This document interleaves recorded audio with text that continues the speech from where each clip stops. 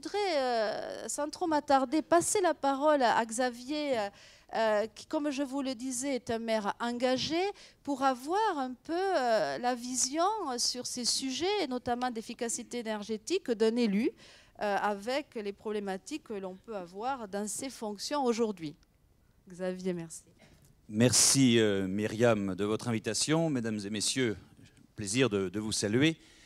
Avant de rentrer directement dans le vif du sujet, je vais rebondir sur une information que vous avez donnée, c'est-à-dire la création de la métropole parisienne, puisque la loi MAPTAM rentrera en vigueur le 1er janvier 2016, et que dans le cadre de Paris Métropole, qui était ce syndicat préfigurateur de ce que pourrait être cette métropole parisienne, il a été créé un nouveau groupe de travail, il est tout récent. Sa première réunion a eu lieu en début de semaine sur la transition énergétique pour justement qu'on puisse prendre à bras le corps cette dimension qui, pour l'instant, est portée au niveau des élus dans chacune des villes avec des micro-réalisations ou initiatives tout à fait intéressantes, mais il y a lieu sans doute de donner plus d'ampleur et plus de coordination à l'ensemble. Deuxième chose que je voudrais dire en préambule pour essayer de comprendre effectivement l'investissement qui a pu être le mien sur ce sujet-là. Je suis maire d'un territoire qui a raté la révolution des transports.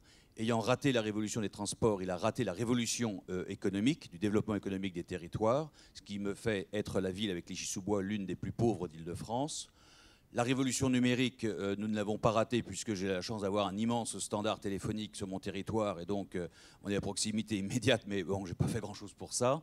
Et la révolution qu'il ne faut absolument pas rater pour notre territoire, c'est la révolution de la transition énergétique. Autrement, tous les efforts qui par ailleurs ont pu être faits pour réhabiliter les quartiers difficiles, les émeutes de 2005, c'est Clichy-sous-Bois, Montfermeil, donc je ne vous fais pas de dessin.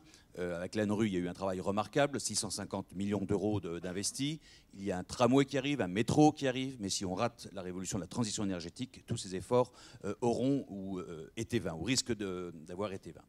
Et donc, je vais parler effectivement sur un pavillonnaire existant, puisqu'il y a ces grandes nappes pavillonnaires que l'on peut avoir dans la banlieue, première couronne ou seconde couronne de la région parisienne, sont, me semble-t-il, les futurs territoires en difficulté après que l'on ait pu régler le problème des cités et des centres-villes anciens grâce à l'ANRU d'un côté et à l'ANA de l'autre.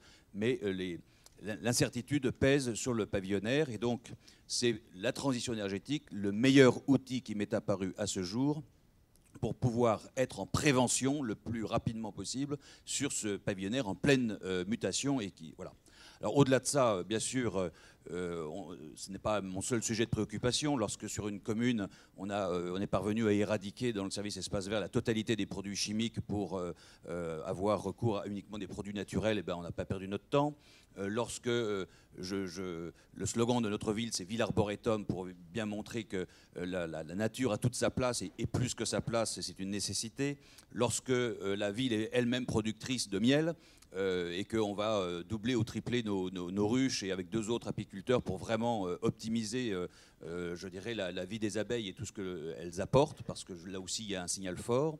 Lorsqu'on est la première ville de banlieue pour Autolib qui va sortir des frontières immédiatement parisiennes pour aller de l'autre côté, je dirais, du périphérique, et y compris dans des banlieues dites sensibles, eh bien on ne perd pas notre temps. Et lorsqu'on essaye également, dans le cadre du transport, de faire du covoiturage de très courte distance, maillé à l'ensemble du réseau des transports en commun, donc c'est vraiment deux circuits tout à fait complémentaires, eh bien ça fait partie aussi de la problématique générale.